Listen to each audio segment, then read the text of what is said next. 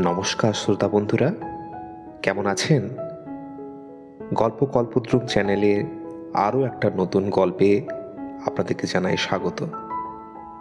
এতদিনে নিশ্চয়ই আমাদের চ্যানেলে ভিন্ন ভিন্ন স্বাদে অনেক গল্প শুনেছেন। আমরাও সেই গল্প শোনাতে পেরে আপনাদেরকে ভীষণ আনন্দিত। গল্পগুলো আপনারা আপনাদের পরিচিত বন্ধুবান্ধবদের মধ্যে শেয়ার করছেন তো? হ্যাঁ, আশা করি অবশ্যই করছেন। আর হ্যাঁ, মনে করে সাবস্ক্রাইব করতে কিন্তু ভুলবেন না। একদম বিনামূল্যে, কিন্তু ভালো সুন্দর অনুগল্প শোনার জন্য সাবস্ক্রাইব করাটা কিন্তু মাস্ট। হ্যাঁ, অবশ্যই সাবস্ক্রাইব করবেন। আর পারলে ইচ্ছে হলে বেল আইকনটাকেও একবার প্রেস করেই দেবেন। ঠিক আছে? তাহলে আসুন আজকের নতুন গল্পে আসা যাক।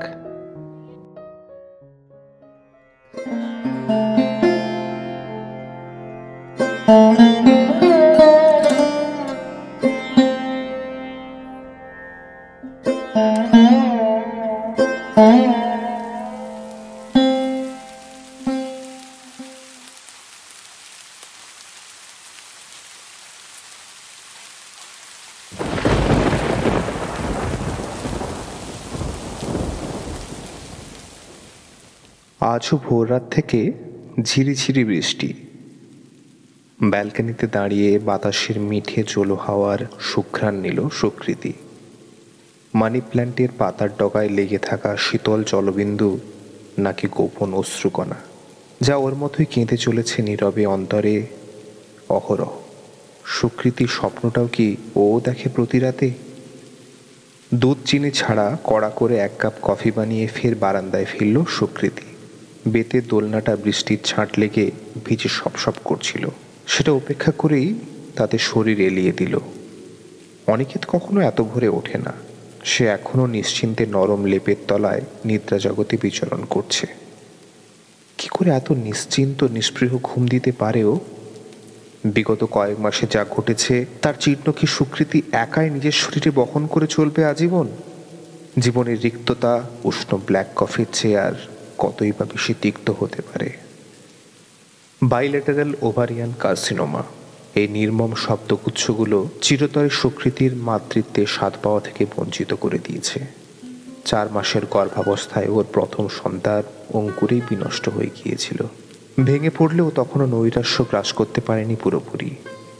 ওটি সিস্টারের হাত জড়িয়ে ধরে শুধু জানতে চেয়েছিল, যে চলে গেল সে ছেলে না মেয়ে? তখন উত্তর পায়নি বটে, কিন্তু আজ মনে হয় সেই প্রশ্নের জবাব আর অজানা নেই। মিসক্যারেজের পর কিছু রুটিন চেক আপ সাজেস্ট করেছিলেন ডক্টর। প্রথমে মনে করা হয়েছিল পলিসিস্টিক ওভারি, পরে সেটাই ক্যান্সার বলে প্রতিপন্ন হয়। মেটাস্ট্যাসিস হওয়ার আগেই বর্জ্য পদার্থের মতো শরীর থেকে নিষ্কাশিত হয়ে যায় মাতৃত্বের দুটি অমুখ বীজাধার। তারপর শুধুই শূন্যতা, অবসাদের অনন্ত অধ্যায়। আজ দীর্ঘ 7 মাস। পরপর 3 দিন মরশুমে মেঘলা সকাল আর একটা স্বপ্ন।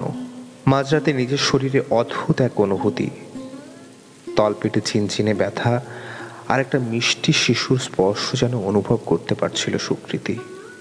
ও কিন্তু আতঙ্কিত হয়নি, বরং কেমন এক নেশা ধরানো সুখানুভূতির শিহরণ সারা শরীরে জেগেছিল। সংজ্ঞা ফিরলেও জাগতে ইচ্ছে করছিল না। মনে হয় এই অশরীরী অনুভূতির রেশটুকু আরও কিছু সময় থেকে যাক। ভোরের এই একলা অবকাশটুকু সুকৃতিকে বিগত রাতের সুখস্মৃতির মুহূর্তগুলির সাথে আরও ওতপ্রোতভাবে জড়িয়ে রাখে। আজ রাতের মতো ক্লিনিক বন্ধ করার আগে টেবিল থেকে সুকৃতি সামন্তের ইউএসজি রিপোর্টটা হাতে তুলে নিলেন ডক্টর নিখিল ঘোষ দস্তিদার। ওনার মতো অভিজ্ঞ গাইনোকোলজিস্টও সুকৃতিকে পুরোপুরি বোঝাতে সক্ষম হননি। ওভারেক্টমির পরে যে স্বাভাবিক গর্ভধারণ সম্ভব নয়, সেটা উনি কিছুতেই মানতে চাইছিলেন না। তাই বাধ্য হয়েই একটা লোয়ার অ্যাবডোমেন ইউএসজি করার পরামর্শ দিয়েছিলেন।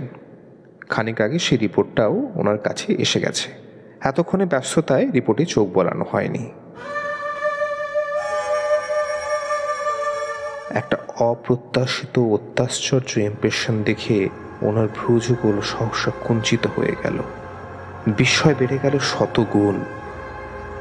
রিপোর্টের শেষে মোটা মোটা অক্ষরে লেখা 1 life embryo seen, gestational period around 5 weeks.